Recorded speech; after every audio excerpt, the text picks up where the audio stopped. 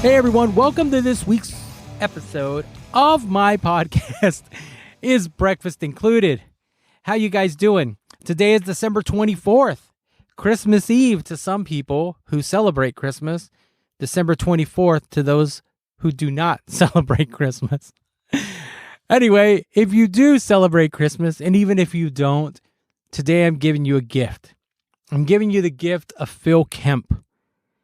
Phil is a guitar tech who I've toured extensively with, spent a lot of time on the road, and just hanging out with. He's worked for the likes of Scott Gorham of Thin Lizzy and Black Star Riders, Thunder, the Michael Schenker Group, Slade, and he currently works for the band that we both are employed by. You guys know who I'm talking about. I don't have to say the name again. Anyway, he tells us the story of how he got into this business, which was kind of unorthodox, but it seemed to work out for him, and he seems to be doing really well. I love Phil. I love hanging out with him. We did this interview on my last night in London, and it was late, and I called him up, and I said, come down and do this interview, and he was all game for it, showed up. We knocked it out and had a lot of fun. So I really hope you enjoy it. Also, since tomorrow is December 25th, Christmas, to those of you who celebrate Christmas, December 25th, to those of you who don't, go on over to our Instagram and or our Facebook and wish my podcast partner, my best friend, Lisa Letterman, a happy birthday. All right, guys, let's check out Phil Kemp. Yeah, man, we're rolling. All right, introduce yourself. Hi, my name is Phil Kemp, and I'm a guitar technician. Where are you from? I'm from Leicester in the UK. Is that your hometown? It is. I was born in Leicester. I've lived in a few different places, but yeah, it's kind of home again, or a little village on the suburbs of Leicester is home currently as well. So it's kind of nice to come full circle. Right on. And you're a guitar tech. Were you a musician first, or how did you get into becoming a guitar tech? You know, did you play guitar? Did you play in bands? I mean, we can use the term musician loosely. I'd like to feel more strongly about that term than I do. But yeah, I started playing. I always loved the guitar and started playing when I was a kid, and then all through my teens, I was in like different cover bands and some bands that did original stuff. I've always been completely obsessed with it as an instrument and music, and I even went to university to learn more about music and production and songwriting and stuff like that. Just couldn't get enough of it. And whilst I was studying, I realized that I kind of wanted to work in the live environment. When I realized that there's a big difference between professional musicians and my capabilities, I thought, what better, if you can't be the guy holding the guitar, be the guy that hands him that guitar, and that kind of became the game plan. That 1 degree of separation. Absolutely, it's close enough, and now I get to play with these amazing toys and gizmos and stuff for a living, and it's fantastic. Yeah, I love it. Who were your guys when you were playing guitar? Who made you want to play guitar? So my favorite band of all time is Def Leppard, and so Steve Clark, Phil Collen, and Vivian Campbell, the three of those guys, were like the hugest reason for me to want to play the guitar. But then I love, Slash, Angus Young, Michael Schenker, Alex Lifeson, all those great 70s, 80s players. Yeah, there's so many of those guys for all different reasons, because they're all completely different players. Rick Parfitt and Malcolm Young from a rhythm side of things, like just an amalgamation of all those guys is, that's kind of what I was really influenced by. Yeah. Right on. How did you get into guitar teching? Like, what was your first gig? Was it somebody local that you did work at home, or so the first thing, when I was still at school, I used to go to a local guitar shop and get lessons. and the guy that was giving me lessons became a great friend of mine, a guy called Keith Buck. And at the time, he was playing in one of the incarnations of Wishbone Ash. So he used to take me out to shows, and I used to, in a very primitive sense, look after his guitars and set stuff up for him. And, he would give me money and stuff. And it was great because I was working for Wishbone Ash and learning bits and pieces. I didn't have huge responsibility, but it was really good fun. And it was, it was kind of like dipping my toe in the water. But my actual first, when I became pro, if you like, was 2013. And I'd written to literally hundreds of bands and their managers and agents and everybody trying to just get an opportunity to get some experience, and could not get a response off most people for love nor money, no matter what I tried. And I think out of the literally hundreds of people that I reached out to, I think 5 people had the decency to get back to me. I remember Brian Adams' manager got back to me, was a polite no. The Dandy Warhols, the Donners, maybe one other, but they were the only people that got back to me. And I was fine with being told no, because at least they got back to me. Wished me all the best in my endeavors and stuff. But then I got a response from somebody, and it was a yes, and it was Siren Artist Management, Adam Parsons and Ace Trump, and they manage Saxon, Europe, Uriah Heep, Thin Lizzy, and they actually got back to me, called me up, and kind of gave me an interview over the phone. And this was just before the band Black Star Riders played their first ever show and released their first album. And for those who don't know, Black Star Riders is kind of was the most recent lineup of Thin Lizzy, going out and making new music under this different name. So I kind of got interviewed and vetted over the phone, and they basically told me that I could have a shot, and they were going to book me flights and sort everything out for me. And straight off the bat, so my first professional teching gig was for Scott Gorham. I mean, that's, even saying that now is every bit as ridiculous as it was in 2013 that they gave me such an opportunity. I know, man. I'm just going to say Thin Lizzy. I always called Black Star Riders Thin Lizzy anyway. Sure. That's pretty amazing. Coming from someone else who did it a different way, but I was like you, I was green, and then I was just thrown into a bus. I didn't get to start in a van with my buddies. And sure. So what was it like working for Scott? I've met Scott. He's a great guy. He is. He's the coolest, yeah. But, we're talking Thin Lizzy, man. He's iconic, and he's carved out his name in rock history. He's just one of the most naturally cool people. You just can't teach the swagger and stuff that Scotty's got going on.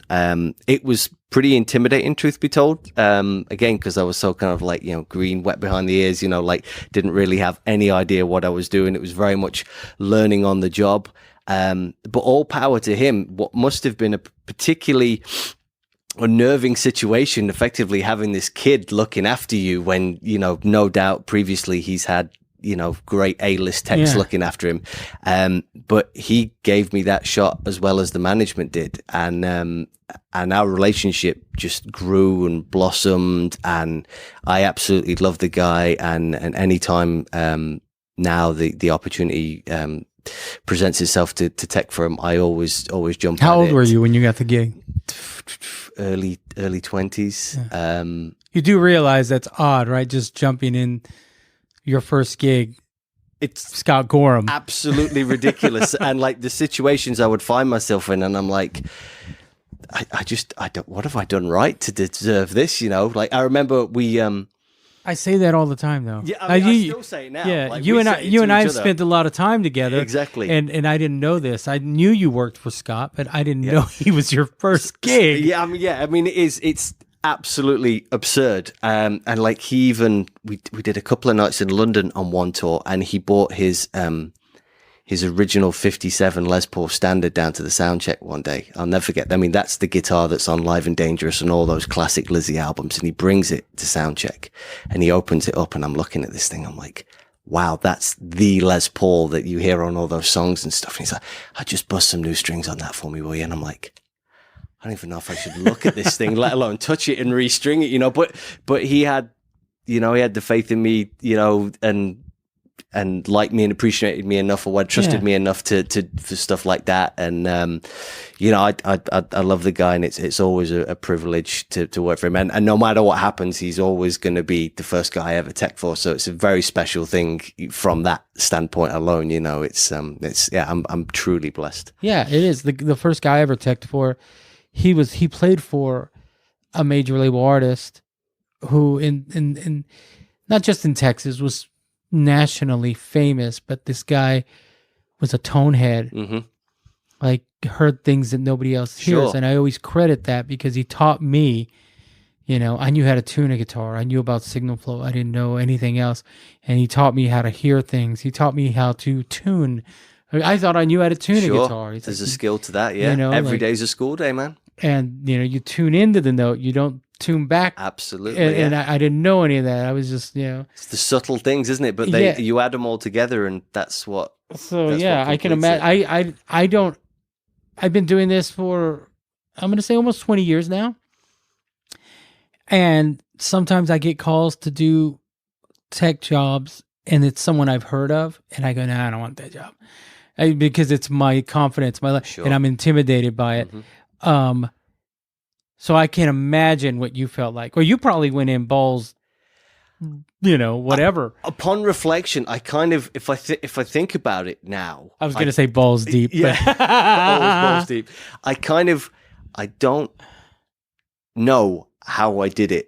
Like, if you were to throw me into an equivalent position now, I don't know if I have the mindset to do that. I must have had something going on at the time where I would just naivety, whatever it is, that I just jumped right in and just, I was like a sponge. I soaked everything up. I didn't profess to know anything, but I was going to work my ass off, and I was going to learn everything. And what an amazing, school to learn in. Was he patient with you? He was ridiculously patient with me. And like I say, it's somebody that could have anybody teching for him, and and management and him had allowed me to be there, and didn't get rid of me. And as our relationship blossomed, and the trust and rapport developed, he used to refer to me, or would refer to me as his guy, and then I would go everywhere. And then from the Black Star Riders thing, when they were doing special Thin Lizzy anniversary shows, I would go on that with him. And what an honor to have him tell you that you're his guy. I had a very special moment backstage at a gig once when I took my dad to meet him after the show. My dad used to go and see Lizzy back in the day and stuff, and there was a very surreal moment where I'm watching Scott Gorham tell my dad how great I am and how lucky he is to have me. And, and my dad said after that to me when I walked him back to his car, he's like, I've never been more proud of you in my entire life. It's just stuff like that. You just can't put a price on moments like that. Yeah, really special. That's awesome, man. Yeah, yeah. Did you ever have a nightmare gig with them? I mean, few and far between, touch wood, like anything. We had a gig where we had a huge power surge, and all the guitar players' rigs died during the show, but everybody else's came back on, apart from Scott's. So there was that was a pretty stressful, intense moment, kind of switching to the spare heads, just trying to get things back up. It was probably a matter of 30 seconds to a minute, but it felt like a lifetime under that pressure of a live gig. But the band didn't stop. They kept playing, so it kind of didn't draw that much attention to it. Yeah. But that one sticks out of where I'm kind of like, oh, that was pretty stressful. But you got the amps back up, and we made it through the gig and stuff, which is the important thing. But yeah, it's even though it's not human error that causes it, it's still a horrible situation to try and deal with. I have one of those, Bournemouth here in the UK. I can't go back to that venue without thinking, and we've done it 3 times since then. I get it. In the 30 seconds that the rig went down. What an awful feeling, though, right? You feel like everyone is watching you. Mm-hmm. And say I'm thankful that those moments are few and far between. They do happen, you know, ghosted the machine, whatever it is, power issues, you know, stuff happens. I say gremlins. Gremlins, sure. But it's never a nice situation. But I think whoever your boss is and how your boss reacts really changes the situation. If you've got a really lax boss that's really cool and knows that you're going to take care of it and stuff, the situation's nowhere near as pressured as it could be with somebody who maybe panics straight away. So yeah, it's the art of just trying to keep you cool, be methodical, and just figure out what's happened here and try and resolve it if possible as quickly as possible. So yeah, that's when you earn your money, moments like that. Yeah. I always feel like I'll do this one for free. Yeah, and that's it. You know, like I think it's, you know, maybe in a way, maybe it's easier if you actually do something wrong and it causes an issue, because you can throw your hands up and go, "That was me. I'm sorry. That won't happen again," or whatever. But when it's something that you haven't done and this freak incident occurs, it's like you just can't prepare for it, unfortunately. No, never can. Before this turns into the Scott Gorham show, who did you move on to after Black Star Riders? So after I'd done that for a few years, the calls and stuff started to come in. I guess word had got out a little bit. It's like anything, you know, you word of mouth and people recommend you for gigs and stuff. From there, the next thing I got was Thunder, which is one of my absolute favorite gigs to do. Teching for Luke Morley is an absolute pleasure to do that. A couple of the old glam rock bands, I do Slade and Sweet, which is really cool. Like anyone comes out, a night full of hits. It's absolutely fantastic. I've picked your brain about Slade. Yeah, I constantly. mean, you just can't argue with songs of that magnitude from either of those bands. Michael Schenker Group, which is an amazing thing to be involved with. Getting to watch the master at work every night is just. Some people are destined to do certain things in life, and I believe he's meant to play guitar. He has some affinity with his instrument, which is so rare and almost indescribable. Like the connection between him and that plank of wood is just, it's magical. Not many people have that. And what's it like watching that cat play all night? Oh, it's... Because that guy's like an enigma, you know? Absolutely. And even more special than watching him on stage is the place we rehearse is a tiny little room. It's like no bigger than this room we're in right now. And to see him play like Rock Bottom in its entirety, as close as you and me are now, is just... it's just one of those things. It's like a pinch me moment, getting to see that and just go, wow, I can't even get my head around how special that is. Another really huge thing for me is I do Last in Line, which is the original Dio band with a different singer, right? And getting to tech for Vivian Campbell in that environment. Oh, Greg's part of the other one. Yeah, is that Dio's Disciples? Dio's Disciples, yeah, my bad. Vivian's part of Last in Line with Vinny Appice, and I mean, that is just a stunning band. It's that lineup of Dio. Correct, with Andrew Freeman singing, because obviously Ronnie can't do it anymore. So getting to tick one of my ultimate heroes off, albeit on the smaller stage and environment to his day job, that's absolutely amazing. And then of course the Duran thing that we're both involved in as well is a huge privilege to it's all right, isn't it? It's amazing. It's my one and only pop gig, and I'd be happy to kind of do more of them because I love it. And I didn't realize how many Duran songs I knew and stuff until I started working for the guys. I was like, oh, I know that. When I was doing my research beforehand, I was like, I know that one, I know that one, and I know that one. It's just, I know, right? Amazing. I love being involved. Up until I got the gig in 2011, and I just knew Hungry Like the Wolf. Sure, that's Duran Duran. And then I did this small tour, and they started doing songs. I was, I didn't know that was them. Yep.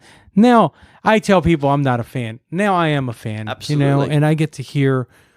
I'm in the best seat in the house, is what I tell people. That's exactly it. And you think how many, like, Ordinary World is a great song. Like that, whoever, would have done that. That's an amazing song as a piece of work. And they've got a lot of them, Save a Prayer and things like that. They've just really, really great songs. And yeah, I love being involved with this. Long may it continue. I absolutely was very blessed to be involved with the Duran Duran thing for sure. Have you ever had a nightmare gig? You don't have to say who it was, but have you ever come into a gig where you came in with the best intentions and it's just, it's not quite what you want it to be. Yeah. Yeah. I've had it a couple of times where like I've gone into like depth for somebody. And if I ever get anybody to cover for me, I do a really detailed handover, like an idiot's guide to doing the gig, because I want that tech to have a great show or shows so they can work to the best of their ability and have a great time and enjoy themselves. And also so the guitar player or whatever gets to have the best possible gig under the circumstances, as close as it can possibly be. And I've gone to a couple of gigs where that has unfortunately not been extended to me by the people that I'm covering, and you get there and there's a whole world of hurt and stuff's missing and what I've been told is not correct and that's not the signal flow and stuff doesn't work, and then you're trying to piecemeal something together to make a show happen. And those are the days when I just kind of look and go, I just don't feel like a good tech sometimes on those days. But you've, through no fault of your own, been put into one of those positions. Yeah, I've been in that. It's not what it should have been, basically. But I pride myself on never doing that to anybody else. Like, and it's not even like a fear of somebody coming in and taking the gig. It's like, no, I want that to be as good as possible for the tech and my boss, so everybody's happy. Everyone should be happy at work. So I would never dream of throwing somebody under the bus or not, fully giving them the score before stepping into something. Yeah. So it does happen, unfortunately, though. Do you ever catch yourself either during a gig or on a tour? I say this because I told someone that I always thought I would live and die in the same town that I grew up in. And do you ever find yourself where you kind of look around and you go like, wow, I'm in this place, or wow, I'm standing right, like Scott Gorham, like growing up, that I've met so many of my heroes because of what I do. But we'll use the present band. Like some days I'm watching the show and I catch myself and I go, God damn, that's Duran Duran. Mm-hmm. All the time. I don't ever take a minute of this for granted, ever. What's the coolest experience you've had since, speaking of that? So professionally, as I mentioned earlier, my favorite band is Def Leppard, and anybody who knows anything about me knows that. That's no secret to anyone. I think you told me that before we even were properly introduced. Came up in exactly. Yeah, there was just some way you knew. And in 2015, Def Leppard and Whitesnake, or another band that I love, did an arena tour in the UK, and Black Star Riders, who I was working for, were the special guests on this tour. And on that tour, I got to obviously get to know the guys in the band and a bunch of guys on Leppard's crew, which was amazing, including the great Scott Appleton, who's like a guitar tech god and has become a great friend and mentor since. So, when you're spending a couple of weeks together in arenas and stuff, you strike up friendships and stuff, and it's amazing. And Phil Collen, who's one of my absolute heroes, was so approachable and would just come and talk to me every day. The absolute greatest guy. And I'm a Jackson player because of him. And I was kind of showing him photos of some of the guitars I've got, and I have a few of his signature models, including a signature model of his that my parents got me for my 21st birthday, which has a customized Def Leppard album artwork sprayed onto the body. And I was showing him this, and he was like, "Oh man, that's amazing. I'd love to see that in person." So the last night of the tour in Sheffield, which is, to make it even more special, is Leppard's hometown, my parents brought the guitar up and took it into the arena, and I showed Phil, and he was like blown away by it, and he was like, "Oh, that's amazing. Do you want me to sign it for you?" And I was like, "Oh, yeah, I'd love that." So he signed it. He's like, "Do you mind? Can we get some photos together with it?" I was like, yeah, of course you can. That'll be fine. He said, I really fancy playing this in soundcheck. Is that okay? And I was like, sure, Phil, whatever you want. I was like, what is going on? So he plays it in soundcheck, and I'm watching. They used to soundcheck with Hysteria, so I watch him play the entirety of his song Hysteria on my guitar, and I'm just like, I literally can't believe this is happening. He comes over and he goes, I really like this. Do you mind if I play it in the show tonight? Oh wow! And I was like, really? He's like, yeah, I'm going to play the last 2 songs of the set. I'm going to do Let's Get Rocked and Sugar. Is that cool with you? And I'm like, yes, that'll be absolutely fine. So he played it that night. And I basically, anyone I knew that was in attendance in the venue, I said, like, last 2 songs of the set, because I didn't want to film it or take photos. I wanted to watch it in the moment. I was like, get your cameras out, film, take photos, everything, And I stood in his Guitar World with Scott Appleton, and I watched the last 2 songs of the set as he's playing my guitar. And he's like, pointing at me and stuff like that. And I was just like, I had tears in my eyes. It was like a ridiculously special moment. And left the stage to go off before they came back for the encore. And I turned around, and everybody in Black Star Riders, the crew, management, band, are all stood behind me, and they're watching me watch Phil play my guitar because they knew what that meant to me. It was just one of those moments where you just, I can't believe how lucky I was to have something like that. Right place at the right time. Absolutely. And that, fortunately, he is a nice guy. He is like the nicest guy. Yeah. I mean, it was my prized possession before that night. It's, you just, you can't even put what that. Did you leave the oil on it? I have to say, the first thing I did when I got home was I wiped the coconut oil off. It's still got the same strings on from that night, but I did wipe the coconut oil off. That I absolutely did that. Yeah, I've seen them so many times, and every time I've seen them, he comes out, no shirt, oiled up, making every guy in the audience look absolutely bad. And he's like in his 60s now, and he looks better. I mean, he looks better now than he did when he was like my age. It's fair play to him, because that takes a lot of work and effort. But he is like the nicest guy, and I have to say, all the band are. We had like a group photo under the Sheffield Arena sign that night. I mean, it was I don't think anybody got more out of that tour than I did. It's like finish work and then to watch my favorite band every night. Yeah. Okay, sure, yeah, and Whitesnake as well. David Coverdale was an absolute sweetheart. So yeah, that was a good few weeks at the office for sure. A few people who really know me will tell you that I swear up and down that Hysteria is quite possibly the most perfect song ever written. I mean, it's a fair shout. If anybody listens to this, they'll probably call me out on it. But those few people that know me, I've told them before, sure. Like, that song takes me back to a place where, right. It sounds cheesy. Absolutely. But I'll probably edit that part out. but that's the power of music. And, it is, right? I mean, I love that song. I love that album, but I've never been able to put my finger on exactly what it is. And I love music, and there's loads of bands and artists that I love, but there's nobody that does what their music does to me. And I can't describe it. And I don't need to justify it or have a reason for it, but it touches me in a way that no one else's music does. And that's enough for me. It's, I just absolutely love those guys. Right on, man. Going into this question, I've never really asked anyone this question. It's actually two. What is the most important thing you've learned as a tech? And then the second part of that is, what do you wish you knew back when you started that you know now?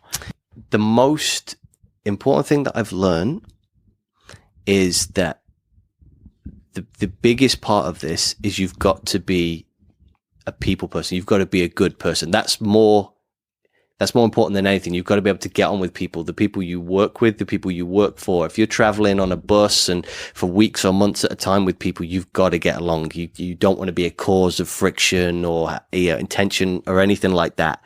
And that's something I would apply that to day-to-day life as well. Just be a nice, good, courteous, polite person. I think you could be a great tech, world-class tech, but if you're not a nice person or you're aggressive or whatever, no one's going to want to work with you. And my absolute role model for that is a an amazing tech called Colin Price, who is Dave Murray from Iron Maiden's tech. And I met Colin my first year of teching. He was working for another band that I was doing a tour with.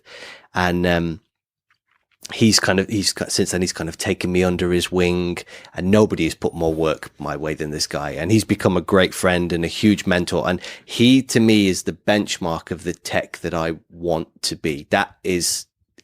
That's the guy I want to be. It's Colin Price, because he's the nicest, calmest, politest, most approachable person.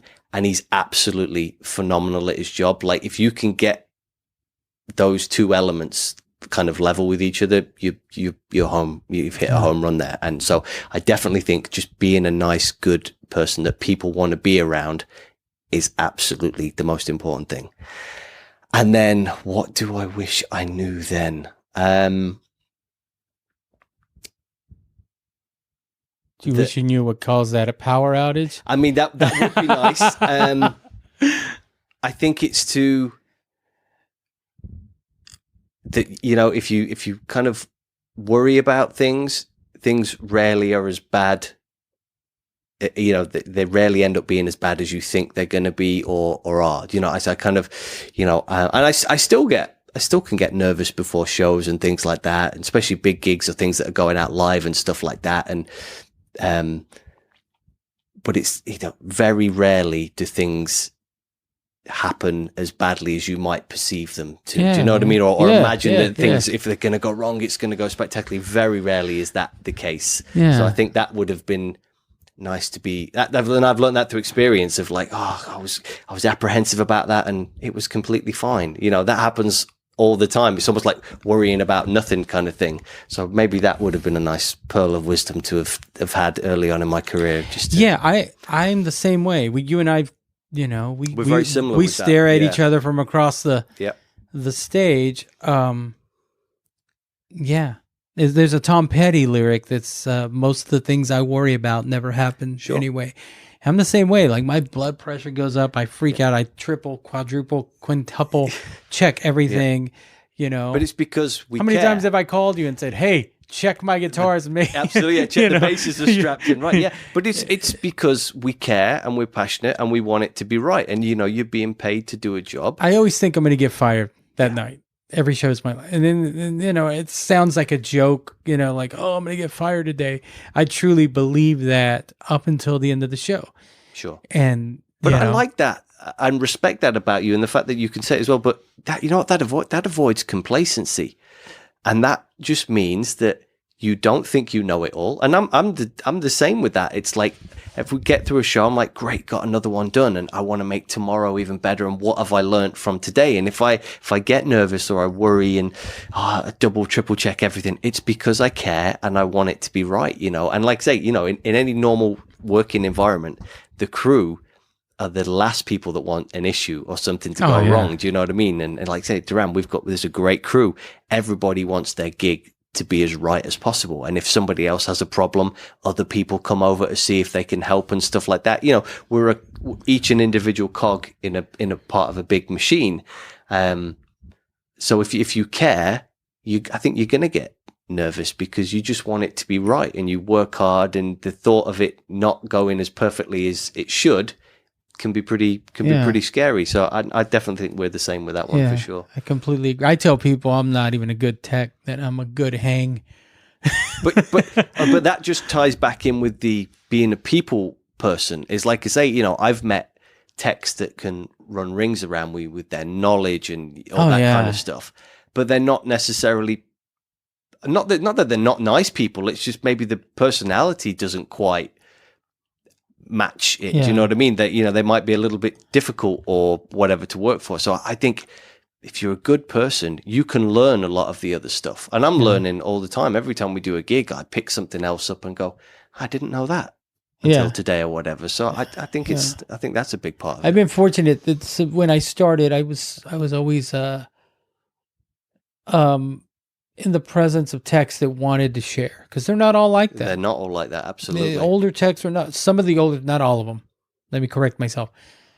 And even some of the younger techs, they're not. They don't want to share any kind of knowledge with you. And I was very fortunate that I met, the first tech I ever met was a guy named Steve Castro, and he was I started in country music. Mm-hmm. He was working for a band called Sugarland, and I went up and kind of peeked over his shoulder. He didn't know me, and I asked him what he was doing, and he told me, and then he showed me how to do what he was doing, and he's become a good friend. Right. There's other guys that are on speed dial with me. I'm like, listen to this.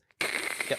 What is that? And that's how it should be. And you want to be that person for somebody else. And like I say, I have texts that I like geek out to or whatever. Or like you say, there's those rock star texts that you absolutely. And like you say, if we're doing festivals or whatever, I'm on the same bill with a tech that I admire or whatever. Even if I don't necessarily have the courage to go and introduce myself, maybe I'll go just walk by the Guitar World or whatever, just to see how they position things, or what tuner have they got, or just little things. Just try and be observant and just try and pick things and go, it could be the simplest thing. That's the greatest thing I've seen for weeks.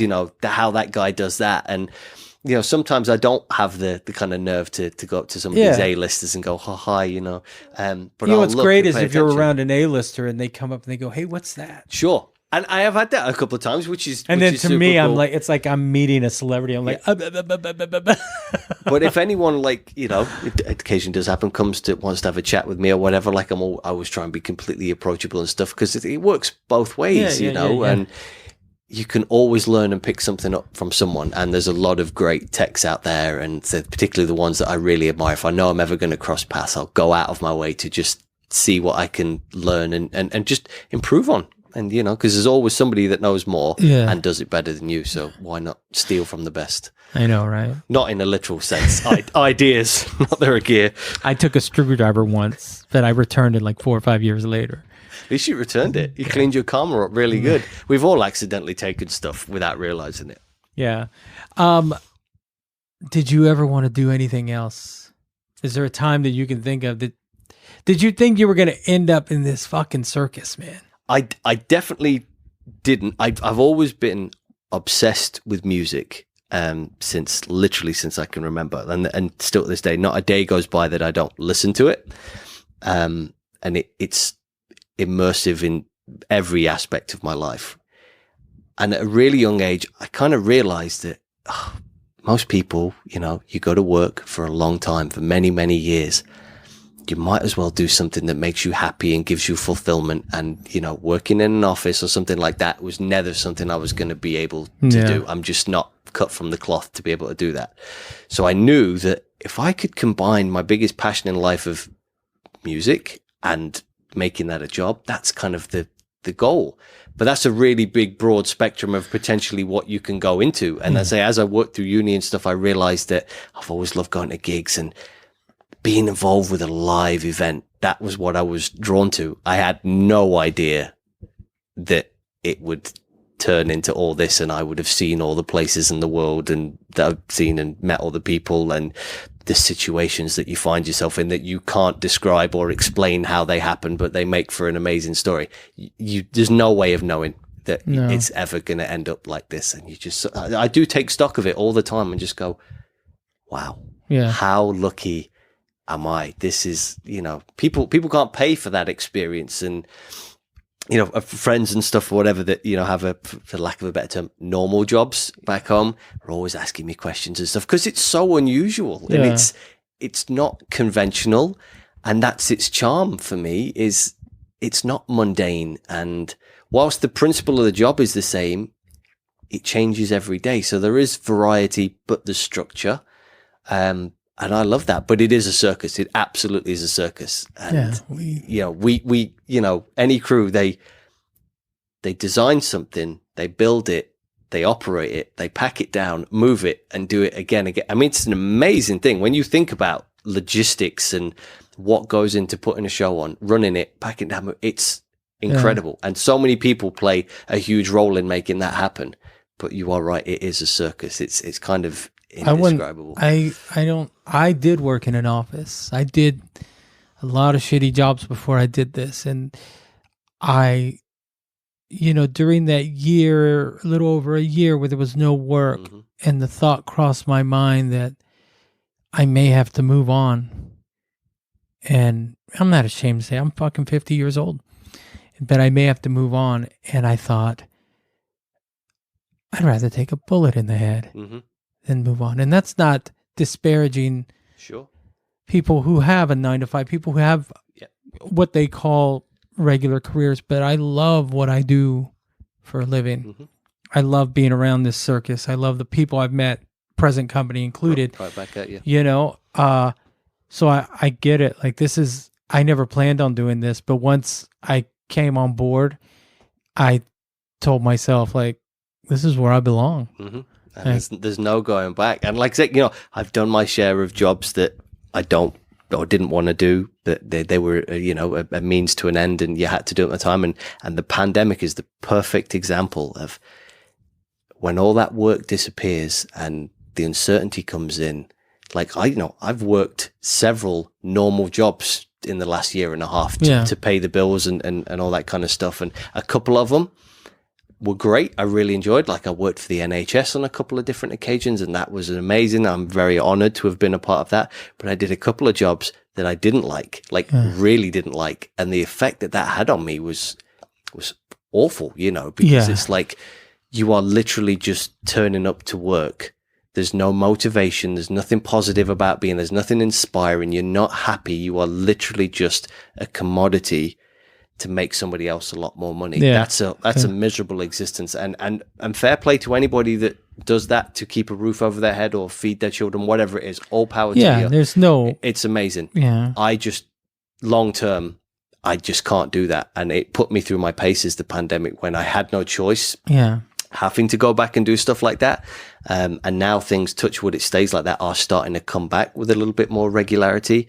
I just count my blessings again that for the time being, we're back doing what we're supposed to be doing and what we love to do. And even more reason to never take that for granted. I've observed in just the short time that shows and tours have picked back up, I've observed individuals on social media that are starting to complain about flights and I thought, just a year ago, we didn't know if it was coming back. Like, I flew to London on Thanksgiving. Do you think I care? Hell no. Absolutely. And people were like, you leaving on Thanksgiving? Like, yeah. Ask me to leave on Christmas. Now I'll leave on Christmas. I don't care. Like, this is what I love to do. This is, it's just as much a part of who I am now. Yeah, absolutely. And that's the thing, because I think it provides, when you do something that you love for a living, it's not like going to work. It's a different existence. And I think that's part of the reason we all missed what we do so much, is it's almost like part of your identity and reason for being. And it's almost like a completing type thing. To have that taken away is pretty scary, and it's very sad. And now it's back, and I'm like, every day I'm kind of like, not that I took it for granted before, but even more so now. I'm like, I was so happy when I saw my friends, flying out to dates, and I was chomping at the bit because I knew my day was coming, and I thought, I can't wait, and I was so happy to see my friends working again. And long may it continue. That's the thing now. I hope things don't start to regress. I hope we get to keep moving forward. I don't think we're necessarily near normality. No, but I think if we put that out in the universe, it'll, and take what we can while it's there, and hope that everything else that comes in the diary manifests itself into 22 and 23.